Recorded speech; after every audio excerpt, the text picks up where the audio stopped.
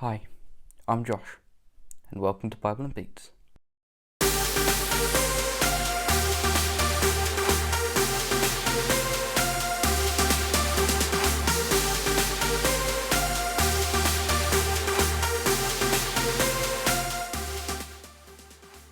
Started this off with a shout out to Fred Youngs, Oliver Hudson, Oliver Wilson, and Theo Kennedy, just because they asked me for a shout out, and I don't have enough subscribers to say no. Also, thanks to Charles, who spread this to Year 11. Great. Just thanks.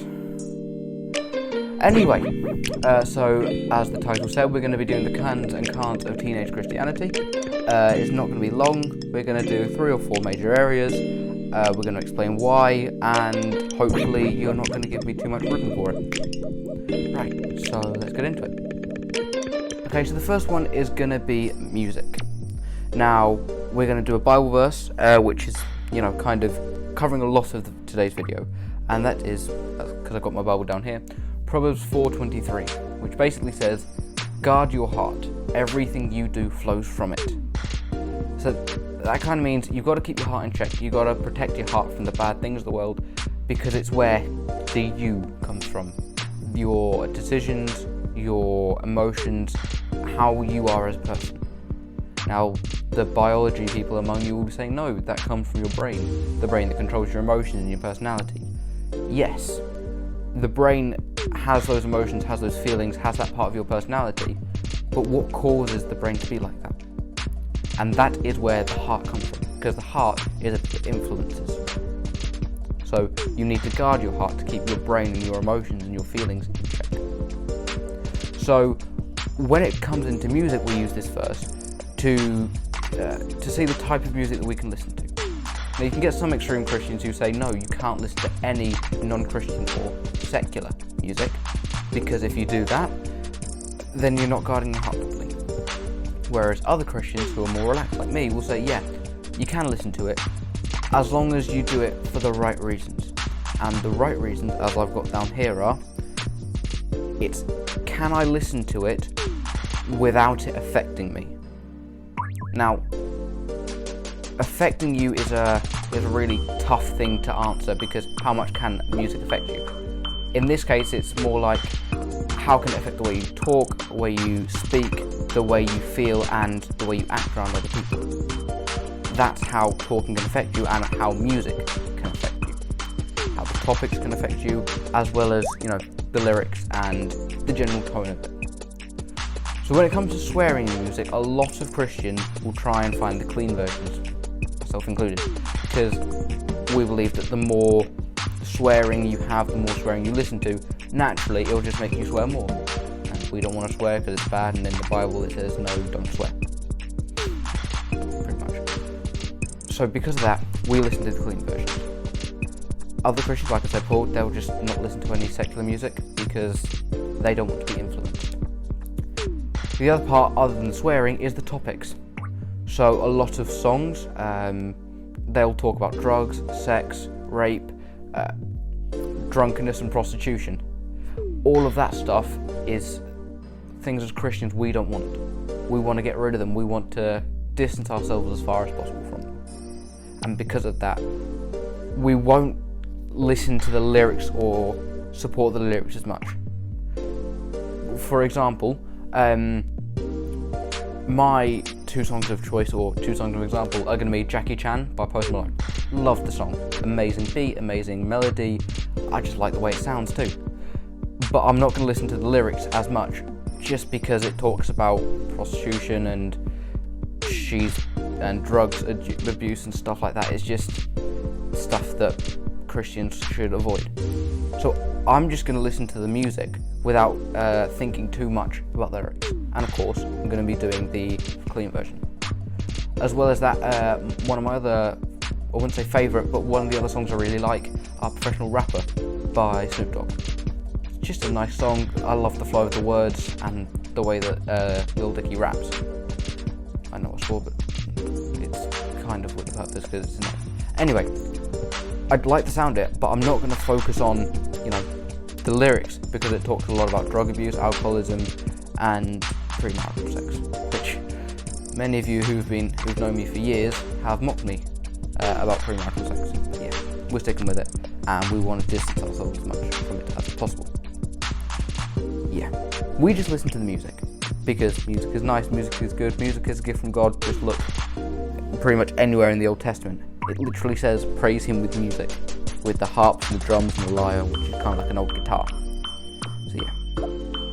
Overall, it's okay to listen to music, especially secular music, and especially with Christians, but we have to protect ourselves from it, like in Proverbs 4:23, and we have to do it in a way that's not going to affect us too badly, as long as you listen to it for the right reason. Okay, next one is fighting. Now, people have said so many times to me, turn the other cheek, you can't retaliate, you can't fight back. You're kind of missing the point there. There are 3 quick, ideas about the turning of the cheek thing. Number 1, it is okay to defend yourself. Now, I know a lot of you, when we come back on Monday morning, are going to try and attack me just to see if I will retaliate. Yeah, I'm allowed to retaliate. Or you're allowed to retaliate if someone attacks you first. Because after all, we are all God's creations, we're all made by God, we're all loved by God, and so you'd want to defend that. So yeah, I'm allowed to defend myself. In fact, in various parts of the Bible, it even tells you to defend yourself. Heck, when Jesus was in the Garden of Gethsemane, which is just a place in Jerusalem, he told his disciples, if you don't have a sword, sell your cloaks and get one, but to defend yourself. Also, in, I think it's Jeremiah, when they're rebuilding the city, all of the builders are told to have a sword at your side in case someone attacks you. Now, no, in both of those cases, the sword was used for defense. I mean, up until the 1st, 2nd century, swords were used for defense. So, we're allowed to defend ourselves, which is good news for a lot of Christians who said, no, I've got to take this beating. Number 2, the verse clearly highlights the right hand. Now, some of you may not understand how significant this is, but it signifies the right hand and the cheek because that's how you'd insult someone. Slap them around the back with slap them with the back of your hand around their face. It's just what you do, and it kind of means insult. The Bible is so specific on it being the right hand because it's an insult, and it's kind of a way of telling Christians, don't take these insults personally. Let them insult you. If they're going to insult you once, turn the other cheek and let them insult you again, because it's a good thing to suffer under Christ. That's another thing in, I think, John, Acts, or Romans. It's a good, noble thing to, take things for Christ. And taking these insults, it's okay. You have to do it. You should do it. Don't take them too personally. Don't retaliate whatsoever. And if need be, if people are really ribbing you, just walk away. I mean, when Jesus was threatened by hundreds of guards and Pharisees, he would just sneak away. That's not cowardice, that's smart. When you have 100 guys with swords who won't use them for self-defense, and who will use them to try and kill you, it's a perfectly good, noble thing to survive.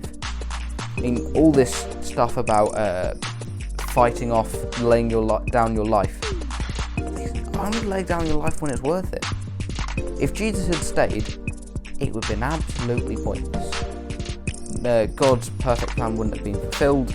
We would still be trapped in sin and hell, and it wouldn't be happy fun times like it is now. So yeah, you're allowed to defend yourself, and when people insult you, it's okay to run away. It's okay to not retaliate. I know we went on a bit of a tangent there, but yeah, it's okay to not retaliate. In fact, it's probably the best thing. Blessed are the peacemakers, for theirs is the kingdom of heaven. It's a really good thing to just not retaliate and to take it on the chin. And finally, there's the whole retaliation thing. When someone straight up threatens you, they get up in your face and they start to attack you, it's a really easy thing to just fight back instantly. Or if they're insulting you, if they're saying bad things about your mum, when your blood's boiling, it's really easy to just get up and attack them straight on. That's where this is also coming into play. Turn the other cheek. For all those times when you've had your blood boiling, when you're ready to get into a fight, turn the other cheek. It just means you leave it, you take a breath, you take a step back, you don't get angry, and you don't get into a situation you're going to regret. Now, that's not saying if people are ganging up on you, you shouldn't retaliate. We've said before, that's perfectly fine. This is when a fight can be avoided. Take a breath, take a second, just avoid it all you can. And a lot of people misconstrue this verse to mean just sit there and take things. It's not. You don't have to sit there and take anything. You can fight back. Better, you can walk away. Or even better than that, you can try and talk them off it. Although, that's kind of wishful thinking. Probably you're not going to do that. Telling it to you straight, there's very little chance it will be. Right, that's it. Just to sum it up, when it comes to fighting, yes, you can defend yourself. You're God's creation, and He's allowing you to. Take the insults on the chin. It's fine. People are going to insult you because people are bad and people are mean. Just take it. Take the insult, not the fighting. If someone attacks you, then either run away or fight back. And finally, don't rush into things. Don't be hot-headed. And when your blood's boiling, just don't charge in. Okay, next we've got video games. Again, video games is a lot like the music thing before. As long as it doesn't affect you too much, as long as you don't see guns in your sleep or Pac-Man eating ghosts in your sleep, then it's probably going to be okay. Finally, we've got smoking and drinking. Now, smoking is a big no-go. There are like 2 health benefits and 150, health drawbacks. So overall, it's just stupid and pointless. Don't do it. Plus, you can get addicted, and there's a whole load of stuff in the Bible about being addicted. You can't serve 2 masters. It's bad for your health. Your body is a temple of the Lord. All of that stuff. Now, when it comes to drinking, there's something slightly different. Drinking in proportion is good. And what I mean by that is, don't get drunk. Heck, Jesus turned water into wine at a wedding in Cana. If Jesus turned water into wine, I'm pretty sure it's okay to drink it. The Bible, however, does very clearly talk about drunkenness. Drunkenness is bad. Drunkenness is a sin, because when you're drunk, you don't really control yourself and you act a bit woozy, and it's not brilliant. I'm not speaking from personal experience, I'm speaking from the experience of others who've told me. So yeah, don't get drunk, but drinking, completely fine. It's okay to have a drink, and heck, I like having a drink. So yeah, drinking's fine. Okay, that about sums up the major topics we were going to go through. I'm trying to keep it short because I know I bore you all to death. So yeah, as a really quick summary, music, don't listen to it if it's going to affect you. Video games, don't play them unless they're going to affect you. However, with both of those, if they're not going to affect you, knock yourself out. Don't actually knock yourselves out there. Then you've got the turning of the cheek thing. It's okay to run away, it's probably best. Try and make a peaceful situation. If worst case scenario, you have to, then fight back. But only if you're the defender. Do not be the aggressor at all. If you're the aggressor, no matter what, it's a problem, it's a sin. And then finally, when your blood's boiling, stay away from the fight, you're going to regret it. And then smoking and drinking, smoking bad, drinking okay to an extent. Actually I'm going to put this at the start of the video just for a quick sum up, because a lot of you can't be bothered to listen to me watering on for 15 minutes. But anyway, thanks for watching, hope you have a blessed day, and I'm going to be uploading this one on Saturday, and an Easter special is going to be on Sunday.